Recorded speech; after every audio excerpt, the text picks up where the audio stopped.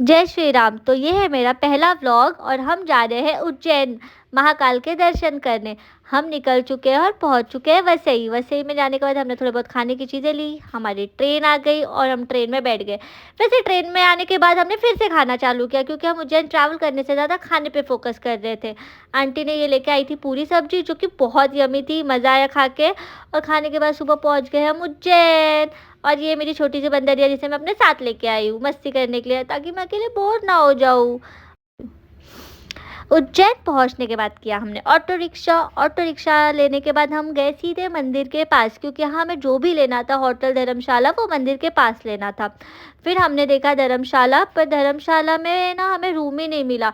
But एक चीज़ दिखाना चाहती हूँ मैं आपको धर्मशाला का, यहाँ पे ना बहुत सुंदर था और यहाँ पे मंदिर भी बहुत ज़्यादा सुंदर थी, बट हमें इधर रूम ही नहीं मिला, हमारा बैड लक। उसके बाद हमें फाइनली बहुत सारी जगह ढूंढने घूमने के बाद एक अच्छा सा होटल मिल गया। और ये है मेरी फ्रेंड जो पागलों की हरकत कर रही है, तो मैंने सोचा रिकॉर्ड कर लूँ। और ये है हमारा रूम और पंचायत जो चल रही है, क्योंकि हम सब एक ही रूम में रुके हुए थे, क्योंकि हमें अलग अलग नहीं रहना था। वैसे ये झूठ है, हम पैसे बचा रहे थे। सच बोलूँ तो उज्जैन आप बजट में भी करके आ सकते हो।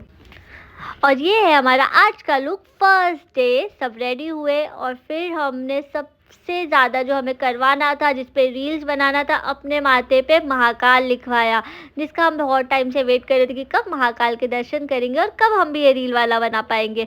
और फिर उसके साथ मेरी बहन की लड़की ने भी करवाया। वैसे ये मेरी बहन की लड़की, मैं आपको इंट्रोड्यूस करवा दूँ, क्योंकि ये मेरा फर्स्ट व्लॉग है और इसके बाद भी आने वाले सारे व्लॉग महाकाल के ही होंगे।